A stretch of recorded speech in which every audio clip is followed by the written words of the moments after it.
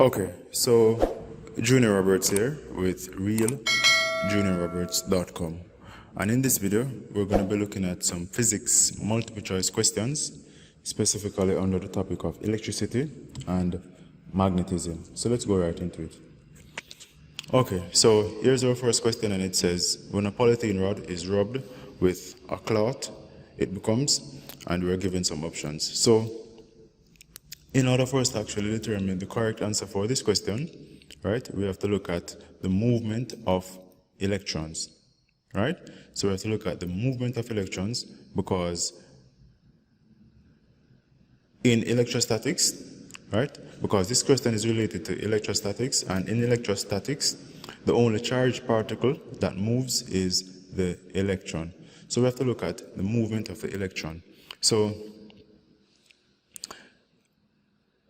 okay, so if you look at this here, right, the only two that make mention of the electron is B and C. Now, when electrons move from an object to another, right, those excess electrons that leave that object will cause the object to become positively charged. So if you look at B says it becomes negatively charged by gaining electrons, and C says it becomes positively charged by gaining electrons. Now, when an object gains electrons, it will become negatively charged, so our correct answer here would be B. Right? So the polythene rod will become negatively charged by gaining electrons. So we'll move on. So this question says, which of the following diagrams represents the magnetic field which exists between two opposite magnetic poles? Now, in the case of magnets, we know that opposite poles will attract each other, right? And they will attract each other in such a way that we will have field lines which extend from the North Pole to the South Pole, right? So the field lines will move from the North Pole to the South Pole. So therefore, our correct answer in this question would be C. So we'll move on. So this question says, which of the following, actually this question says, what is the output at R and S when 0 and 0 input is made at P and Q? So this question is saying that if we were to input a 0 at P and a 0 at Q, what do we expect to get at both R and S? So this here is an AND gate, and this here is an OR gate. Now we know for an AND gate we only get a 1 when we have 1 and 1 present at the input. So in this case we have 0 and 0, so we're going to get 0 here. For the OR gate we can get a 1 when one or both of the inputs are 1. Now in this case we have 0, 0, right, that is fed into the OR gate, so we're also going to get a 0 here. So therefore the correct answer here is A. And we'll move on. So this question says, we are presented with this diagram here, right? And the question wants us to determine appropriate labels for W and X. So this diagram here is showing a transformer, right? Now let's look at the primary coil and the secondary coil. Now on the primary coil we have about 3 turns, and on the secondary coil we have about 4 turns. So since we have less turns on the primary coil and more turns on the secondary coil, this will be a step-up transformer, right? So this is a step-up transformer, so step up, right? So we know that W represents a step-up transformer. Now, in the case of the label X, right, X would be our AC input, right? So therefore, our correct answer here would be C. We have a step-up transformer, and here we'll have our AC input. So we'll move on. So this question says, which of the following, this question says, what is the labeled parts of, the question says, which of the labeled parts is the electrolyte? Now, in this question here, the electrolyte will be the solution, right, that is around our carbon rod. So therefore, our electrolyte would be P. So the correct answer here is A. And we'll move on. So this question says, which of the following equations cannot be used to determine power dissipated in a resistor. Now, for a resistor, we know that power P is equal to V. We know that power P is equal to I multiplied by V, right? So P is equal to I times V, or we can simply say P is equal to V times I, right? So therefore, this equation can be used. Now, if we look at the variables, right, on the right-hand side, we see that we have two variables, I and V. Now, I from Ohm's law can be written as I equal to V over R. So if we replace I in our equation with V over R, we're going to get that P is equal to V over R, which is replacing I multiplied by V. So therefore, we're going to get V times V, which is V squared over R. So therefore, this equation is also valid. Now, if we look at our other variable V, we can replace V by considering Ohm's law, which says that V is equal to I times R. Right? So if we say P is equal to I, and we replace V with I times R, we're going to get I multiplied by R. Right? So what we'll have is I times I will give us I squared multiplied by R. Right? So therefore, I squared R can also be used. So therefore, the only invalid equation would be P is equal to R over V squared. So our correct answer here is C. And we'll move on. So this question says, we're given this diagram here, right? We're given our diagram here, and it says, which of the following circuits is electrically the same as the circuit above? So if you look at this here, what we have is a DC source, right? And we have two lamps. So we can say lamp 1 and lamp 2, right? And these two lamps are connected in a series arrangement with our DC source. So therefore, if we are able to actually identify a circuit which shows a series connection of two lamps in series with a DC source, it will be equivalent to this. So the only option that actually satisfies that condition is C, because we have our DC source and we have our two lamps in series with that DC source. So the correct answer then is C. And we'll move on. So this question says, when a large current passes through a fuse, which of the following sequence of events is correct? Now, a fuse is essentially a protective element, right? Its symbol, right, can be represented as this, right, with a thing like that, or it can be represented like this, right? So any of these will represent a fuse. Now, a fuse, as I said, is a protective element, so it actually helps to protect electrical circuits and also users from damage or from electrocution in the case of users. So when too much current flows in a circuit, the first thing that happens is that the wire will get extremely hot, right? And then as the wire starts to get hot, it's going to melt, and then that will result in the current being cut off. So the first thing that will happen is the wire will get hot, then it will melt, and that will result in the current to be cut off. So the correct answer here is B. And we'll move on. So this question here says, which of the following graphs best illustrate the current through R? So what we have here is we have a DC source labeled E, we have a diode that is labeled P, and a resistor that is labeled R. Now, if you look at how this diode is connected in our circuit, we have a situation in which we have a forward bias configuration, because what we have here is we have our positive terminal of the diode connected to the positive terminal of our DC source, right? While the negative terminal of the DC source is connected to the negative terminal of the battery. So we have a forward bias configuration. Now, since this is a DC source, right, and the diode is connected in a forward bias configuration, we're going to get a constant flow of current flowing through the resistor R. So therefore, the only option that actually indicates a constant flow of current is C. So our correct answer here is C. So we'll move on. This one says, Item 49 refers to the following diagram, which shows two resistors, R1 of 6 ohm and R2 of 4 ohm in a parallel configuration.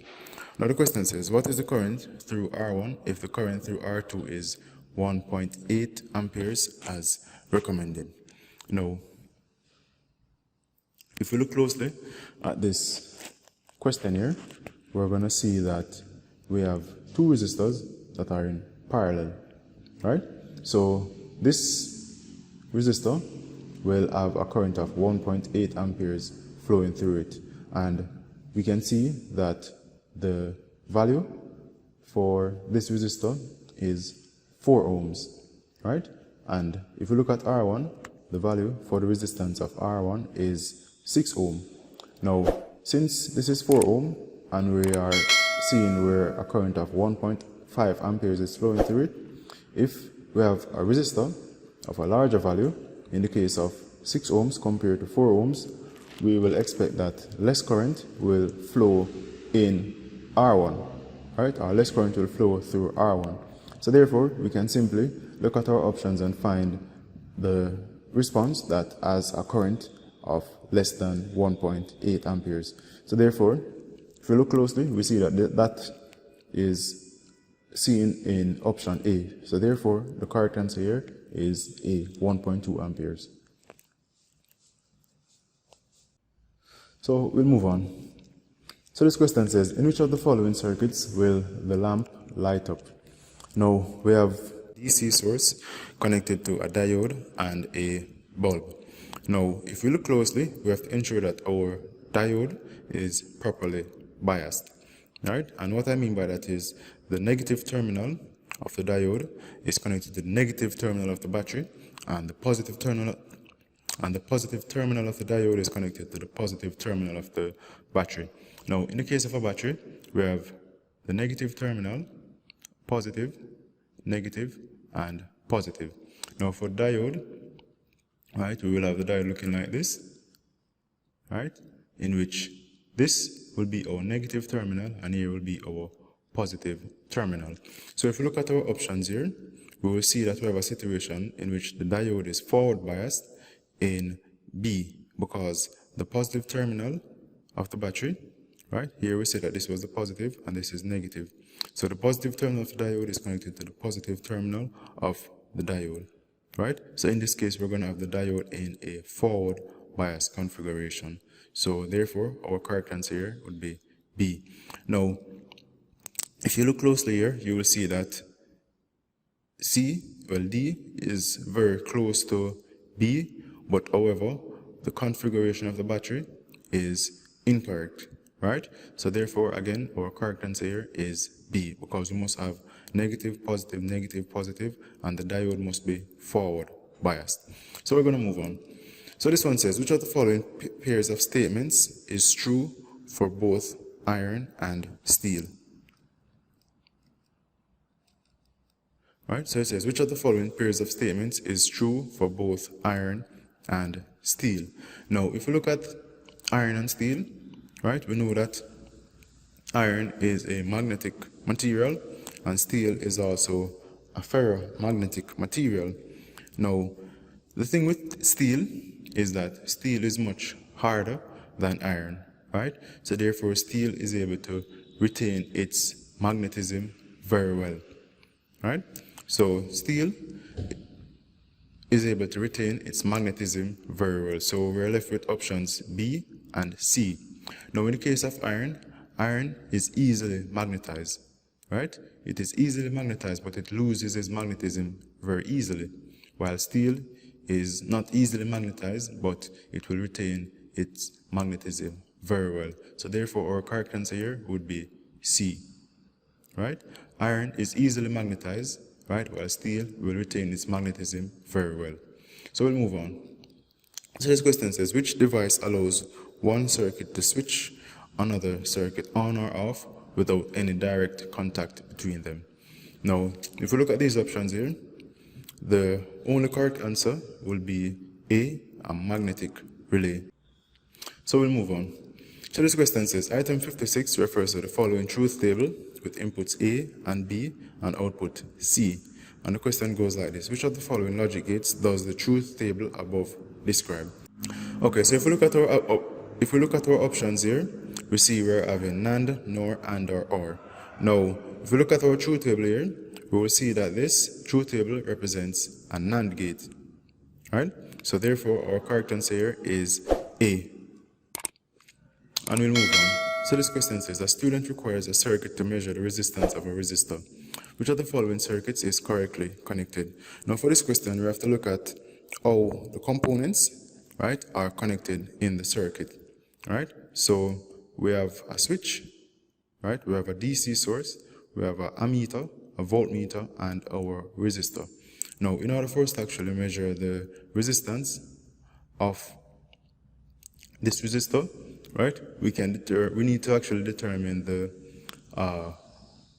voltage, right, across the resistor, and also the current flowing through the resistor.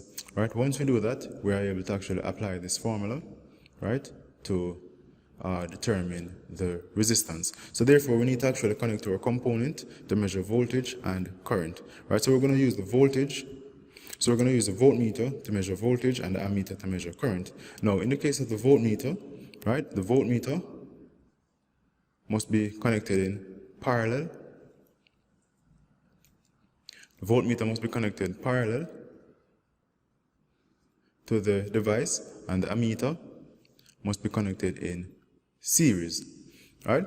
So the only option in which we have our voltmeter parallel to the resistor and the ammeter in series is option C. So therefore our correct answer here is C. And we'll move on. So here it says, in domestic installation systems, which of the following components should be placed in the live wire? And our components are switches, circuit breakers, and fuses.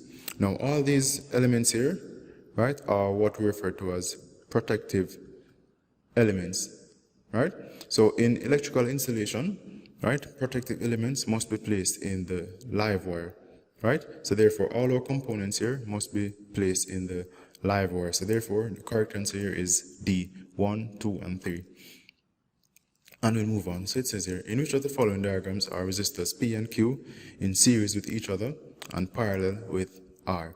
Now, we refer a series connection, right, as a connection in such a way that current only have a single path to flow, right? While in a parallel configuration, the current has multiple paths to flow. So if we want to actually see a series connection between P and Q, we must have a single path for current to flow when going through P and Q, right? And we can see that that is encountered here because we have a single path for the current to flow in order to actually flow through P and Q. Now, in the case of a parallel configuration now, parallel is when we have multiple paths for the current to flow. So we have P and Q that are series with each other, and that is in parallel with R, because what we have is we have two paths for the current to flow. So current can flow this way and flow through R, or it can actually flow here and flow through P and Q. So therefore the correct answer here is A. Now in this one it says two light aluminum spheres A and B are suspended by insulating threads. If they come to rest as shown in the diagram, the force keeping them apart is, and we have gravitational, electrostatic, magnetic, or centripetal. Now, in this case, right, because these two aluminum spheres, they are suspended by this insulating thread, right, and if they experience a force which actually causes them to be separated like this, right, that force is due to electrostatic, right? So we have an electrostatic force that is actually keeping these two apart. So our correct answer here is B. And in this question it says, which of the following statements about alternating current is true? So A says it can be changed into direct current by a transformer. And this is false, right? Let's look at C. C says it can be used to recharge a battery. This is also false. D says it is used to transmit electrical energy because of its high frequency. This is false. Now, that leaves us with B as our only correct answer. So therefore, the correct answer here is B. It can be rectified by using a semiconductor diode. Right? So the only true statement here is that alternating current can be rectified by using a semiconductor diode. Now this one says, a semiconductor diode produces half-wave rectification of alternating current. Which of the following statements is true? The current obtained as a constant value. This is false. Right? The current obtained flows only in one direction. This is true because we're dealing with a direct current, right? And we know that direct current flows in one direction only. While 3 says there are periods when no current flows from the source. Now, if you look at this here, the correct answer here would be B, right? Because this one here says that there are periods when no current flows from the source. This is also false, right? Because in an AC, when we have an AC source, right, we're going to have constant flow of current, right? We're going to have a constant flow of current, right? So we will always have current coming from the source. So therefore, the only correct answer here would be B, 2 only. So we're going to move on. This one says, the following diagrams show the magnetic field lines plotted by a student. Which of the following diagrams are true? Now, if we consider magnetic field lines, right, we observe that magnetic field lines will always run from the North Pole to the South Pole, right? So we're going to have magnetic field lines going from the North Pole to the South Pole, right? And on a single bar magnet, we're going to experience those field lines resembling concentric circles. So this one here would be true, right? And also we said that field lines run from north to south. Now, but because we have two North Poles close together, right, we're going to have a deflection of our field lines that are exiting the North Pole, right? So we have field lines going from the North Pole, and they will be deflected by these other field lines exiting the North Pole. So this one is also true, right? And in the case of when we have two bar magnets close together, in which the North Pole is close to the South Pole, we're going to have field lines going from north to south, again in a concentric manner. So, well, a concentric manner out the further you go from the pole. So this one is also true. So therefore, our correct answer here is D, 1, 2, and 3. So we're going to move on. So it says here, rectification can best be done by using, and the only correct answer here is B, a diode. Alright, so we're going to move on. So it says here, which of the following diagrams shows the magnetic field lines formed between a bar magnet and a piece of iron?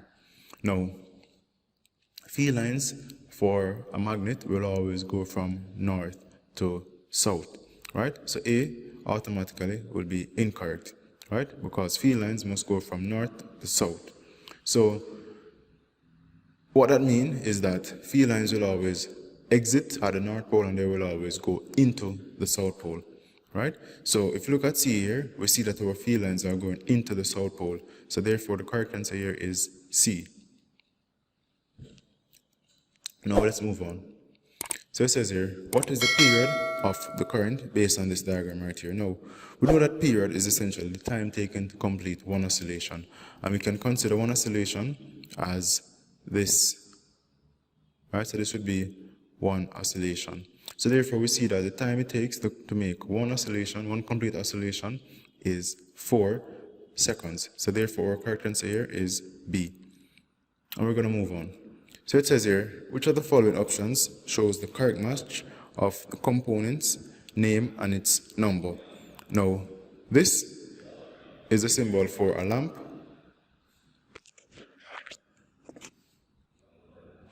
Right? While this is our symbol for a fuse, while this is a symbol for a diode, and this is a symbol for a resistor. Right? So therefore, our correct answer here is option A. Right? So we're going to move on.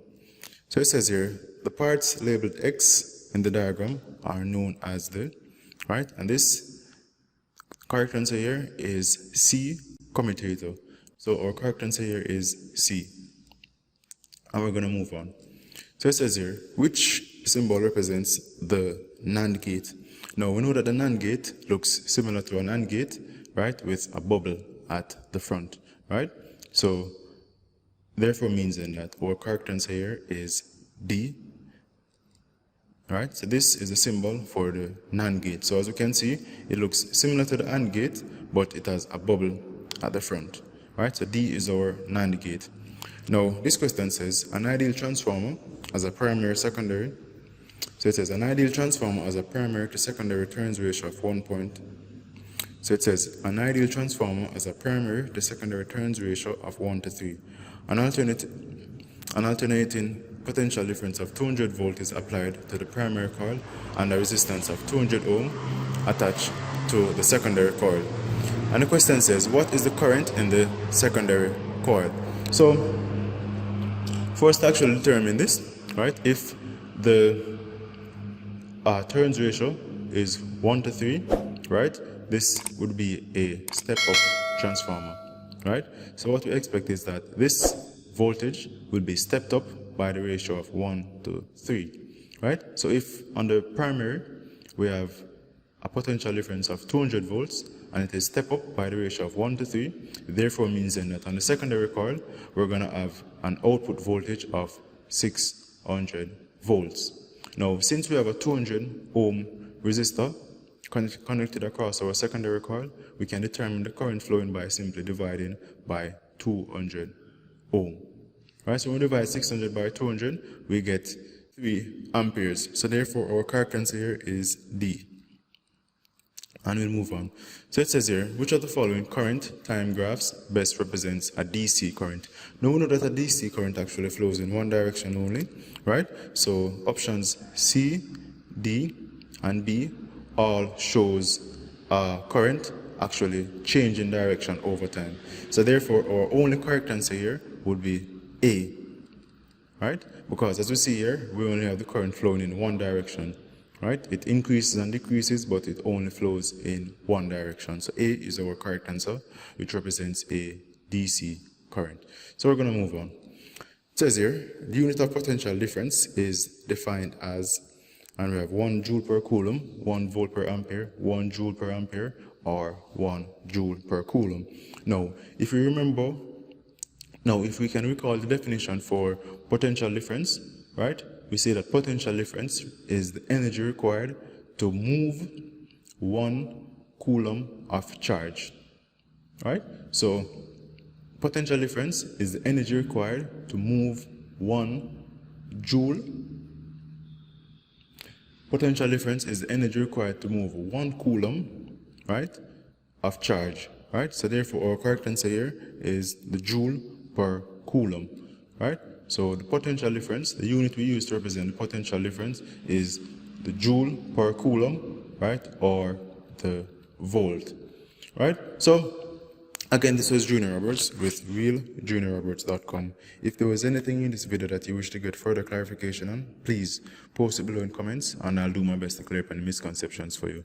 Like this video if it was helpful and click like and the share button so others will be able to benefit.